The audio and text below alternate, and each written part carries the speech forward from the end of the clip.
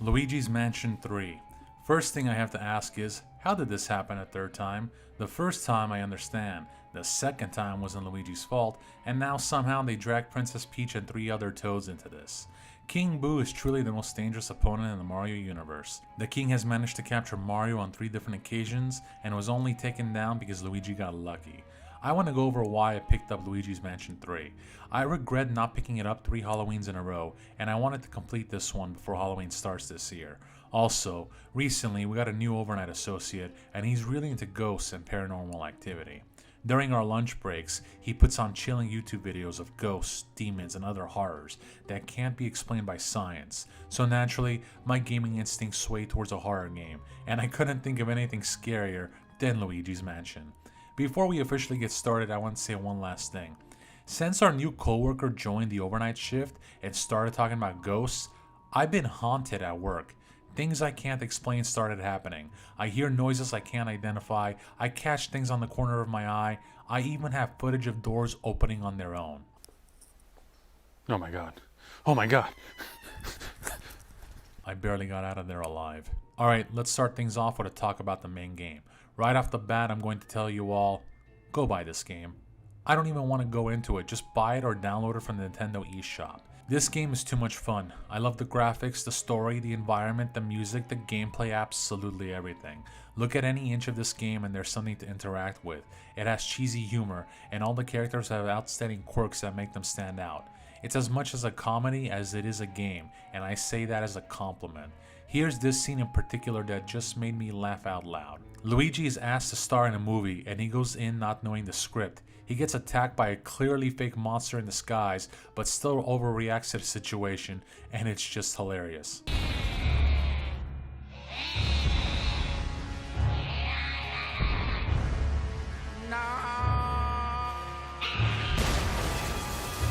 Here's another scene I want to point out where Luigi saves a Toad. The scene goes from a terrified Toad to Luigi and Toad striking a Zelda pose, all within 15 seconds of this cutscene. Luigi.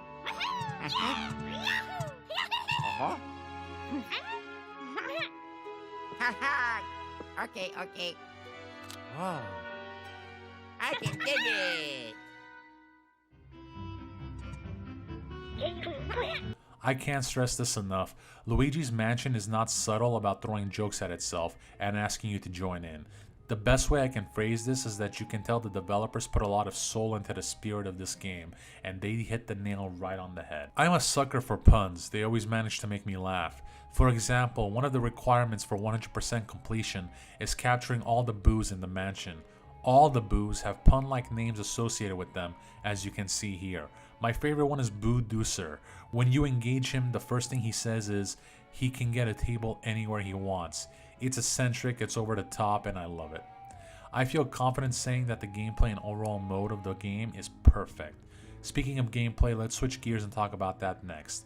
As per Luigi's Mansion tradition, the goal is to capture ghosts with the Poltergust, which is a powerful vacuum that can literally suck in ghosts.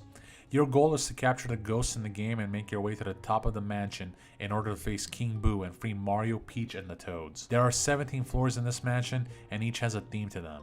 There's a main boss on each floor. The idea is simple: beat the floor's main boss in order to get an elevator key in order to keep moving up. The bosses were one of the best parts of this game.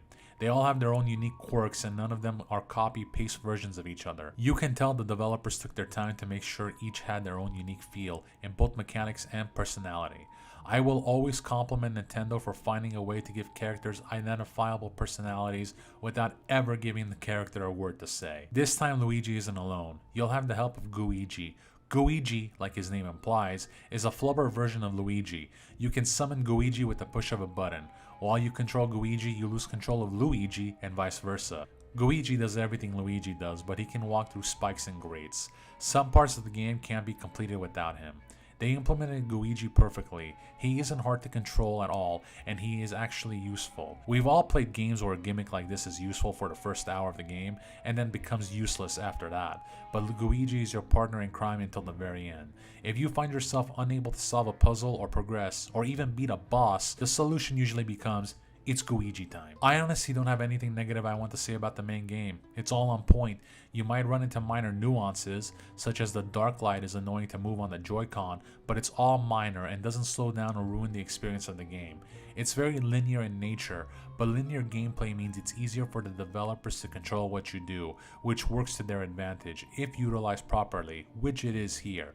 They can control what Luigi sees, how he reacts, and come up with unique situations for the player to overcome. After beating the main storyline, I went back to unlock all the achievements. All the achievements in this game were fair, which is saying something. Sometimes I hate being a completionist because the developers put in achievements that are beyond unfair or take up way too much time. But the achievements in Luigi's Mansion 3 were again on point.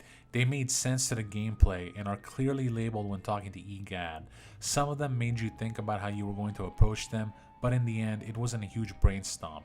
After beating the whole game, there's no fast travel, but moving around the mansion is easy with no obstacles in the way. The floors are clearly labeled and the achievements are clearly spelled out. Some are hidden, but you actually end up unlocking them accidentally, or just by doing a quick Google search if you're desperate. The extra content is worth doing. It adds longevity to the game, but it's not something that feels forced. You can do it at your own leisure, and it does feel like it adds new layers to unlock and explore if you're interested in extending your gameplay time. If you unlock all the achievements in the game, you unlock a golden poltergust vacuum, and if you capture all the boos, you unlock the boo flashlight, which gives your flashlight a boo outline. Now, for those of you who were paying attention, you no doubt realize I'm actually missing an achievement and a ghost to boot. The reason for that is simple. I refuse to capture Morty. This is Morty. Do you guys know what he did to Luigi during the events of this game? Absolutely nothing. He didn't attack Luigi or laugh at him or give him a hard time. When you first find Morty, he's crying, but after you complete the floor and help him out, he thanks Luigi and freely gives him a key item. After that, he leaves Luigi alone. If you come back later in the game, you realize he made a movie with Luigi as the main star. I just couldn't do it, guys. I couldn't capture him. He didn't deserve it, and he bothered no one. He didn't help capture any of Luigi's friends, and he's grateful to Luigi for all he did for him. No, I'm not capturing Morty. Morty's floor is my favorite in the game. It hosts a bunch of video game and movie references, but the most obvious one is this one here. Luigi can be seen teleporting through a television. Later in the floor, Luigi puts himself in a short movie where he inspects a well and a figure jump scares you. Both of these are references to The Ring, the most terrifying horror movie you will ever watch in your entire life. This is my one and only warning to you. If you haven't heard of or seen The Ring, look it up at your own risk. I warned you. So unfortunately, we've come to the part of the game where I throw in criticism, and I have some big criticisms. I just spent this whole video so far telling everyone why I love this game and that the achievements aren't a pain or a hassle, and that's true for the main story. But unfortunately for me, this game comes with online play. I try to avoid achievement hunting when games have achievements related to online play. The reasons include you have to rely on other players for achievements, they are too random, you might get disconnected in the middle of achievement hunting, not enough community outcry if an achievement is glitched, just overall poor implementations when it comes to achievements. Luigi's Mansion 3 had all of the above. It was a terrible experience as an achievement hunter, and I was almost ready to say, forget it, I give up. It's not worth it. I'm going to take the L and just say I only unlocked everything in the main game and move on. But in my mind, technically, online achievements are achievements nonetheless, and I want the right to say I beat this game, and I couldn't do it. So I suffered through the online experience. Let's talk about it. So, Luigi's Mansion 3 has an online multiplayer mode that's, bear with me, actually extremely fun. I loved it. You team up with 1 to 4 Luigis and your goal is to complete the objectives in a mode called Scare Scraper. There are 5, 10, or 20 floors of gameplay and your goal is to reach the final floor in order to beat a boss. There are upgrades to your equipment, DLC where Luigi is in different outfits, and it's honestly kind of fun and funny seeing 4 Luigis in a single room desperately struggling against the clock to capture all these ghosts. The issue I have is the achievements. I spent about 18 hours beating the main game and unlocking everything. I spent about 2 weeks daily trying to unlock the online achievements. It almost ruined the game for me. It's not even because other players were bad. On the contrary, they were nice and helpful. I've never gotten so many friend requests on the Switch before. Out of all the literal hundreds of games I played, I ran into only one player that I could tell purposely tried to sabotage our group. And the fact that 3 years later there are still players online shows how much entertainment the mode provides. The issue in particular I had was this achievement, capturing 40 ghosts. Rare ghosts are by definition rare. They won't spawn every single game. The issue is they barely spawn at all, so you have to be lucky to unlock rare ghosts. But it's worse than that, because you have to be the only one in the group to capture the ghost in order to get credit, which is hard because A, someone else might beat you to it, or B, since this is a team game, someone might help you capture said ghost, and if that happens, you don't get credit for the capture, which is completely ridiculous to me.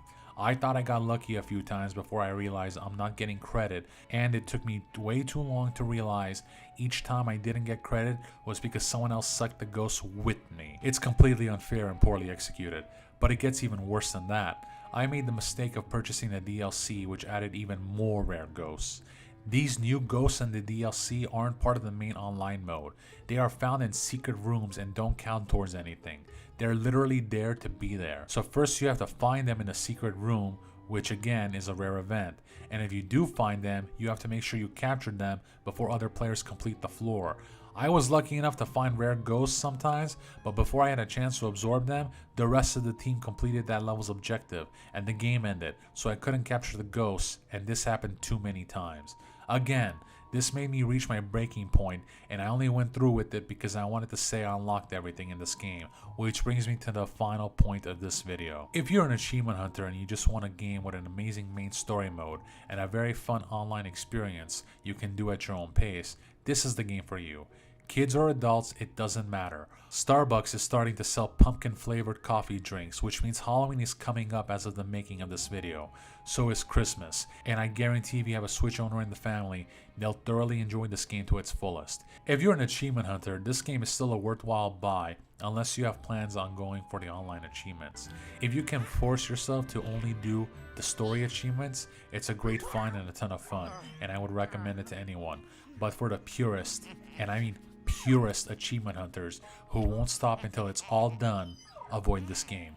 The online achievements were almost too much torture for me to handle.